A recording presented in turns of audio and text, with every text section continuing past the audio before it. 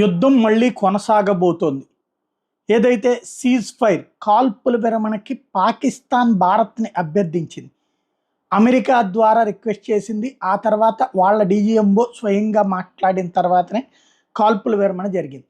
అయితే ఆ కాల్పుల విరమణ ప్రకటన జరిగిన 3 గంటల్లో మళ్ళీ కాల్పుల విరమణ ఉల్లంఘించి నిన్న డ్రోన్స్ పంపించింది. కాకపోతే అవేవి కూడా ఎల్ఓసి దాటలేదు.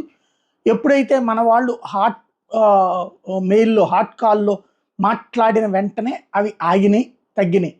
దాంతో ఆగిపోయారు. అయితే ఇవాళనే భారత ప్రభుత్వం చాలా క్లియర్‌గా వార్నింగ్ ఇచ్చింది. ఇవాళ ముగ్గురు త్రివిధ దళాలకు సంబంధించినటువంటి నాయకులు మాట్లాడటం, ఎస్పెషల్లీ ఏదైనా సరే మళ్ళీ డ్రోన్స్ కనబడతాయి. నిన్న చెప్పాం వాళ్ళకి జరిగితే ఈసారి తీవ్రంగా ఉంటుందని అని చెప్పటం. ఇవాళ గనక జరిగితే వాటిని ధ్వంసం చేస్తారని ప్రకటించారు కూడా. కొద్దిసేపటి క్రితం కొన్ని ప్రాంతాల్లో డ్రోన్స్ ఎగిరిని